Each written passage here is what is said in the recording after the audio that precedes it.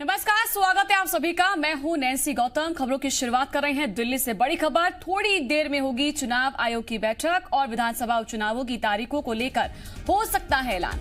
MP के 28 सीटों पर उपचुनाव होना है और छत्तीसगढ़ की मरवाही सीट पर भी उपचुनाव होना है। इसीलिए अभी इंतजार किया जा रहा है कि अभी बैठक शुरू होने जा रही है, तो बैठक के बाद हो सकता है तारीखों का ऐलान, क्योंकि 25 तारीख को जो बैठक हुई थी उसमें यही कहा गया था मुख्य चुनाव आयुक्त की ओर से कि अभी आप इंतजार कीजिए, 29 तारीख को बैठक होनी है और शाम होते होते चीजें साफ हो जाएंगी।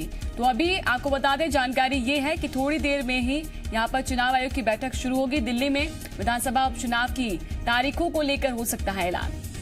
तो जहां जहां जिन प्रदेशों में उपचुनाव हैं उन उपचुनावों की तारीखों का ऐलान किया जाएगा। छत्तीसगढ़ की मरवाही सीट पर भी उपचुनाव होना है, मध्य प्रदेश के 28 सीटों पर उपचुनाव होना है। तो आज आपको बता दें कि अभी थोड़ी देर बाद ही चुनाव आयोग की बैठक जो है वो शुरू हो जाएगी। बड़ी जानकारी आपको दे दें तो चुनावों की तारीखों को लेकर स्थिति साफ हो जाएगी।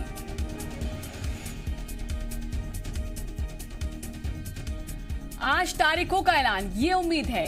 तो इसके लिए क्या कुछ और महत्वपूर्ण रहता है इससे जुड़े हुए, नामांकन जो है वो दाखिल किया जाएगा। नामांकन जिसको वापस लेना है वो खत्म होने की तारीख भी होगी और वोटिंग करने का क्या तारीख है, क्या समय है, वो भी निर्धारित होगा। रिजल्ट कब आएगा ये भी जानकारी दी जाएगी। तो ये 4 महत्वपूर्ण बिंदु हैं तारीखों को लेकर।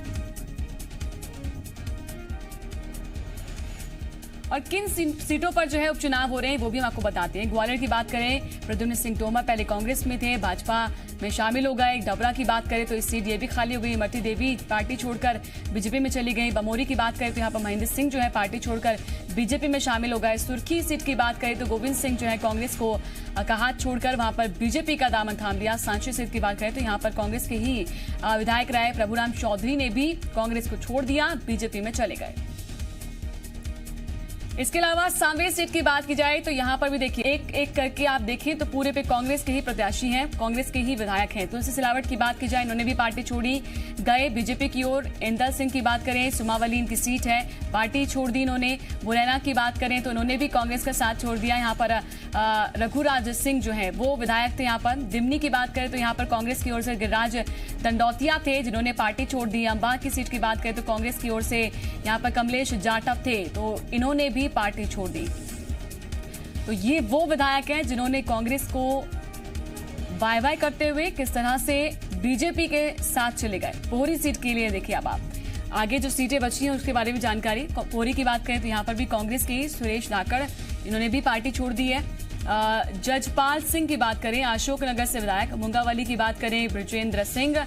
अनूपपुर की बात करें तो बिसाहूलाल सिंह और हाट पिपलिया की बात करें तो मनोज चौधरी। इन सभी ने कांग्रेस का हाथ छोड़ा और बीजेपी के पास चले गए। तो इस वजह से यहां पर अब उपचुनाव होना है, सीटें खाली हैं क्योंकि अब यहां इन्होंने ये पार्टी छोड़ी, पार्टी छोड़ने के बाद बीजेपी में शामिल हो गए, अब चुनाव होना है। और देखिए अब इस पर ज्यादा जानकारी देने के लिए रवि त्रिपाठी हमारे साथ जुड़ चुके हैं और सीधा उनका रुख करेंगे। रवि, क्या कुछ जानकारी है, कितनी देर में बैठक शुरू हो जाएगी चुनाव आयोग की?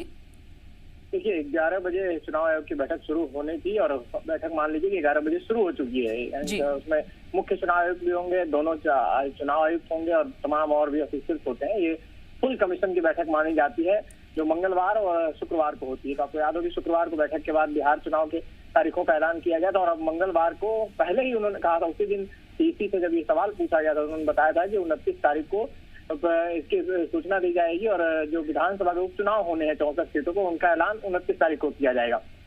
ये मान के चलिए कि 11 बजे बैठक शुरू होगी। 1 या 1.5 घंटे ये बैठक चलेगी। जो भी तैयारियां होंगी उनको लेकर एक प्रारूप दिया जाएगा और उसके बाद प्रेस कॉन्फ्रेंस शायद आज नहीं हो, चूंकि जो चुनाव आयोग से बात हो रही है, चूंकि सोशल डिस्टेंसिंग की बात है, तमाम दिक्कतों की बात है, तो प्रेस कॉन्फ्रेंस नहीं कर प्रेस रिलीज जारी कर ये बताया जाएगा कि इन 64 जो सीटें हैं, खासतौर पर मध्य प्रदेश की 27 सीटें हैं, 8 सीटें गुजरात और उत्तर प्रदेश की हैं, आंध्र प्रदेश है, तमाम राज्यों, मणिपुर में 5 विधानसभा सीटों पर चुनाव होना है। इन सब में उपचुनाव की तारीख क्या होगी और मुझे लगता है शायद एक ही दिन में ये चुनाव कराया जाएगा। हो सकता है दशहरा से दिवाली के बीच में, जिस बीच में बिहार चुनाव होने हैं उसी बीच में कोई तारीख ऐसी होगी जो दशहरा से दिवाली। लेकिन रवि, उम्मीद तो ये है कि आज ही जो है सीट का ऐलान हो जाएगा, क्योंकि 25 तारीख को ही इशारा मिल गया था कि आप 29 तारीख का इंतजार कीजिए। तो क्या कुछ और भी नई गाइडलाइंस आ सकती है उपचुनावों के लिहाज से, या फिर वही गाइडलाइंस रहेंगी जो कि बिहार चुनाव की तारीखों का ऐलान जब किया था तब जो कही गई थी?